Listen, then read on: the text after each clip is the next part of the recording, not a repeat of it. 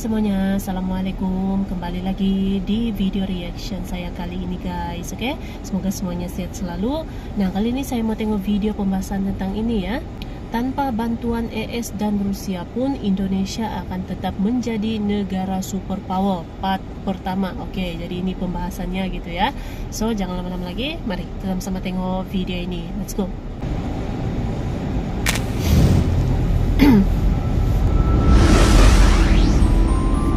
Jadi Indonesia juga ada kekuatannya sendiri gitu ya. Halo sahabat bagi-bagi penghuni jagat militer Indonesia, apa kabar?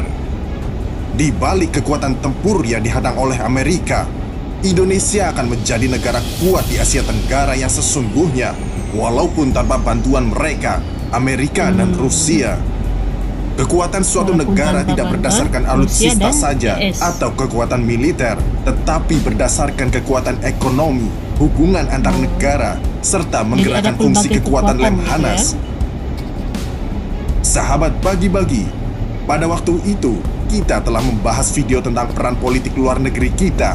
Kali ini kita akan membahas kekuatan negara Indonesia dari dalam, di mana kekuatan strategis kepulauan serta kultur negara ini akan menjadi kelemahan atau kekuatan besar, dan yang akan menentukan adalah pemimpin serta rakyatnya. Oleh karena itu, mari kita bahas 5 hal kekuatan Indonesia yang belum terbangkitkan dari dalam. Tetapi sebelum itu, jangan lupa like dan subscribe-nya, serta share video ini ke dunia. Nomor 1, yaitu keanekaragaman suku dan budaya Indonesia yang bisa dijadikan kekuatan atau kelemahan yang menghancurkan. Sahabat bagi-bagi, keanekaragaman suku dan budaya di Indonesia adalah kelebihan serta menjadi simbol Indonesia di dunia. Dari situ muncullah berbagai ragam kuliner, tarian adat, serta budaya yang berbeda karakteristiknya dan membuat Indonesia penuh warna di mata dunia. Dengan berbagai suku bangsa yang ada, Indonesia menjadi dunia kecil yang tersendiri. Dengan banyaknya hal yang ada di tubuh Nusantara, Indonesia menjadi negara yang majemuk. Kita tidak butuh kebahagiaan dari negara lain. Semua yang bagus dan yang enak sudah ada di negeri kita. Lihat saja, kuliner kita yang memanjakan lidah. Mau cari model apapun sudah ada di bangsa ini. Sangat berbeda dengan asing dan asing yang monoton. Mereka perlu invasi ke dunia luar untuk memperoleh banyak hal. Bila dahulu dengan menjajah rempah-rempah, kini dengan wisata dan perdagangan. Tapi apakah kita tahu sahabat bagi-bagi, kelebihan keanekaragaman bangsa kita kini mulai dilirik dan dimanfaatkan oleh asing dan asing. Perbedaan terkadang menjadi pedang bermata dua. Di satu sisi bisa menjadi kekuatan, di sisi lain menjadi perpecahan. Lihat saja akhir-akhir ini, banyak sekali pertikaian antar suku di daerah, mudah sekali memati keributan. Setiap perpecahan ini yang sedang dirancang asing untuk membagi-bagi Indonesia. Apakah Indonesia siap bila program propaganda asing masuk ke Indonesia? Memang beragam kan. Kesukuan sangat rentan dijadikan perpecahan. Bila kita tidak diikat dengan kebinekaan ini, akan menjadi senjata mematikan di tubuh NKRI kita. Maka obat dari persatuan harus ditingkatkan lagi dosisnya. Bila di mana asing dianggap sebagai celah memisah-misahkan Indonesia, maka bila bersatu, kita akan membuat asing semakin sulit membaca strategi dan rencana kita, di mana asing harus merancang satu-satu setiap daerah dan suku agar dapat melakukan pemetaan dan rencana menaklukkan Indonesia. Tentu saja ini akan merepotkan mereka, karena setiap daerah berbeda lagi cara menaklukkannya, dan berbeda pula kekuatan satrianya. Cakep banget nih jurus. Wah, jurus apa namanya? Ya. Maka strategi mereka pasti sama, mengadu domba antar suku bangsa yang ada di Indonesia. Ingatkah kalian, kemerdekaan Indonesia hanya bisa dilakukan dengan mengesampingkan perlawanan kedaerahan di negeri ini.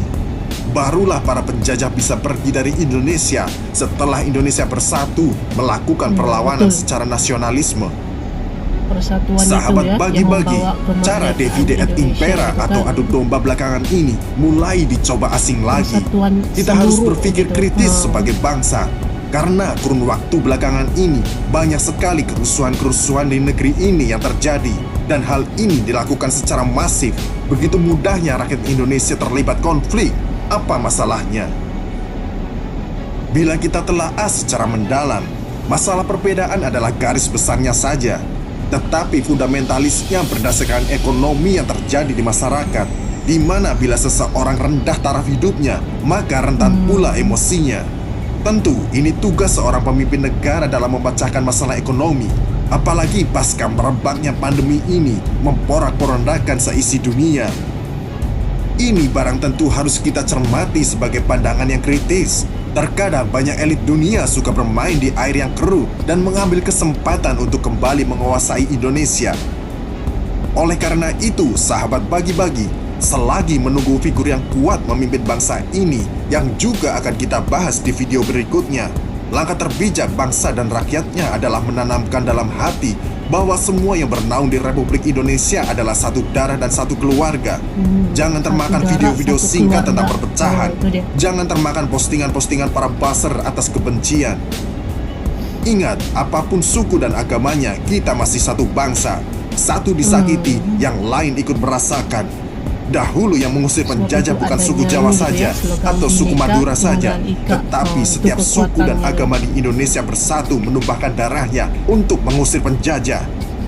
Kalian bisa berjoget-joget TikTok saat ini, kalian yang menjadi wibu saat ini, kalian yang tertawa menaiki mobil sambil bernyanyi dan bertamasya dengan anak dan istri kalian saat ini, itu terjadi karena keluarnya darah dari para pahlawan. Mereka juga ingin hidup tenang seperti kalian, tetapi mereka memilih mati untuk kebahagiaan kalian saat ini. Jadi, bersatulah, jangan mau dipecah belah. Banting smartphone kalian kalau hanya untuk saling membenci. Angkat paculmu, tanam padimu. Oke. Jadi ini sudah Oke guys, jadi itulah dia video pembahasannya ini. Jadi memang kekuatan Indonesia salah satunya itu adalah keberagaman ya, keberagaman suku dan budayanya di Indonesia gitu. Boleh jadi kekuatan, boleh jadi kelemahan ataupun perpecahan macam yang tadi sudah dibahas tuh ya. Tapi penyatuan Indonesia itu masih sangat kuat juga gitu ya. Apalagi kalau dapat gangguan dari luar gitu kan, pasti penyatuannya itu cukup kuat sekali gitu ya.